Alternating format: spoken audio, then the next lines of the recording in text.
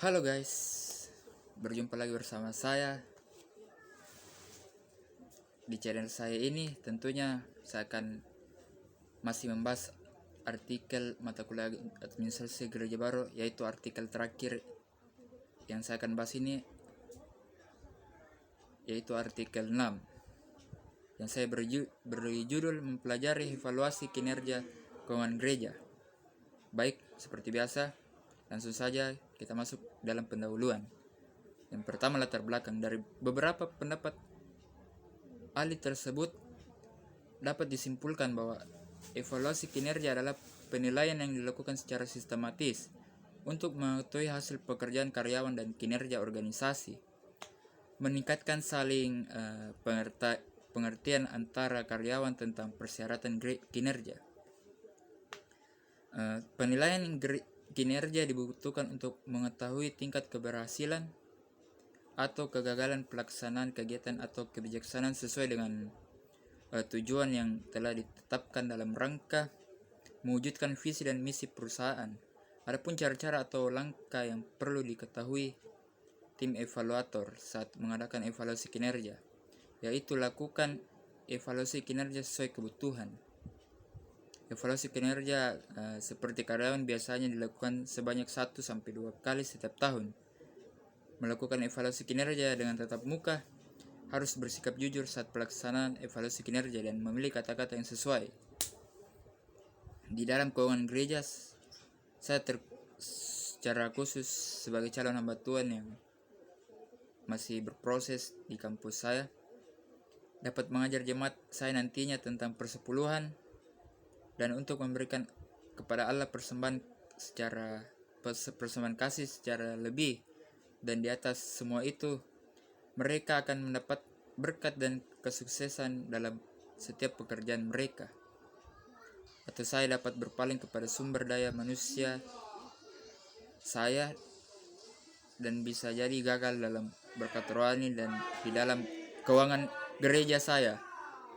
Hal itu sederhana, sangat jelas dan sangat pasti. Saya dapat merencanakan kesuksesan dengan Allah, atau saya dapat merencanakan sebuah kegagalan dengan kemampuan manusia. Mengapa tidak dengan Allah dan tidak pernah gagal? Dia tidak pernah gagal. Saya mungkin bisa gagal, tetapi Allah tidak. Cara Allah selalu bekerja bagi saya yang nantinya akan menjadi hambanya dalam mengatur keuangan gereja dengan baik. Jika saya bukan cuma mengandalkan diri sendiri untuk mengatur keuangan gereja nantinya, tetapi tetap mengandalkan Tuhan untuk mengatur keuangan gereja.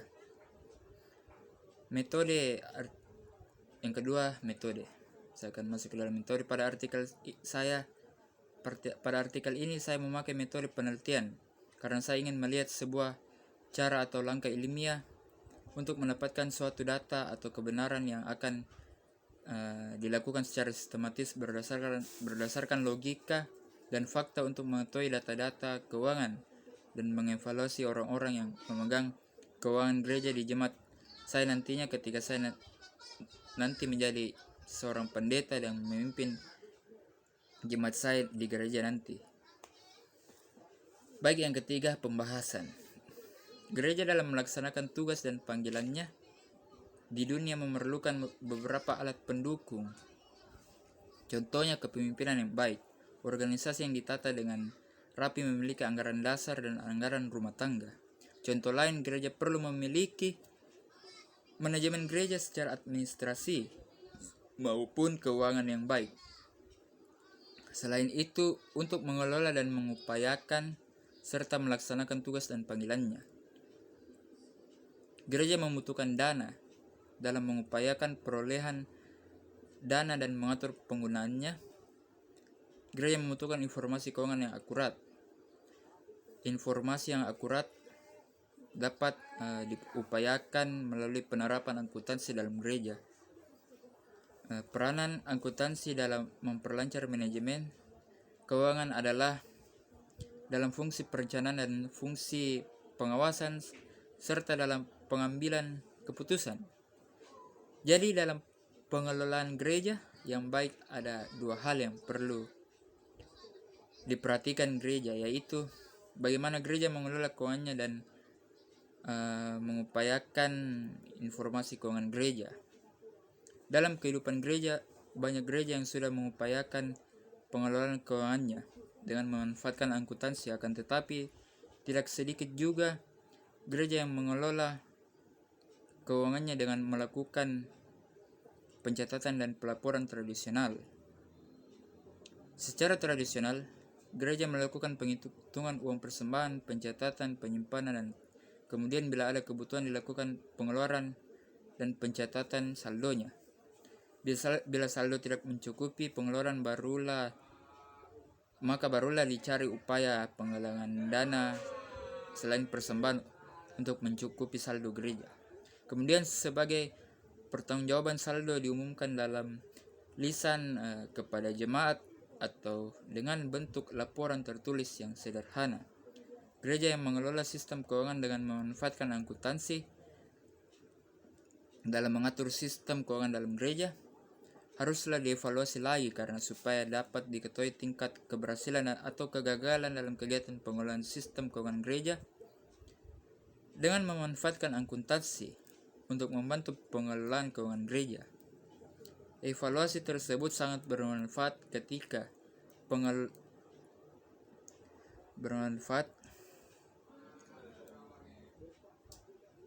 untuk pengelolaan keuangan gereja agar dalam pengelolaan keuangan gereja dengan memanfaatkan akuntansi tidak berjalan tanpa adanya pengetahuan, melainkan harus berjalan untuk mendapat pengetahuan soal kinerja pengelolaan keuangan gereja yang harus diketahui sejauh mana pengelolaan yang dilakukan selama pengelolaan tersebut ditata dengan baik dan benar.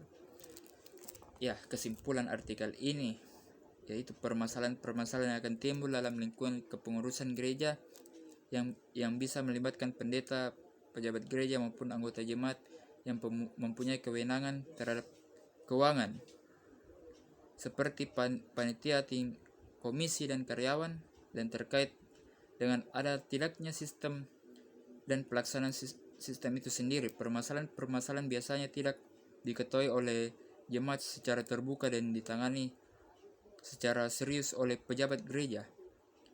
Bahkan ada kesan ditutup-tutupi.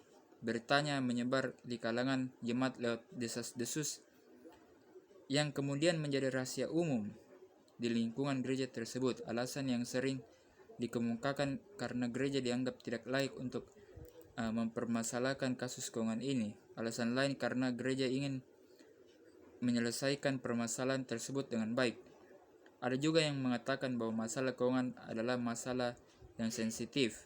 Karena itu harus hati-hati dalam menangani kasus ini untuk menghindari dari hal-hal yang akan merusak keutuhan dan kewibawaan gereja. Saran saya buat artikel ini yaitu semoga dalam artikel yang saya buat ini dapat menjadi pengetahuan dan pemahaman yang baik bagi para pembaca, terutama orang yang akan mengelola keuangan gereja dengan baik,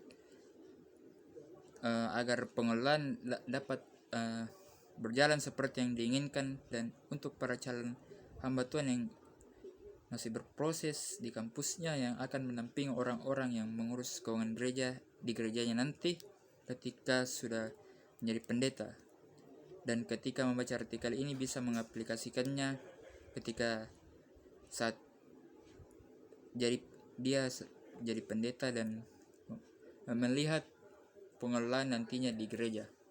Baik, demikianlah pembahasan artikel 6 saya ini yang secara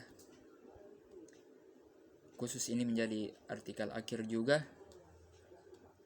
Semoga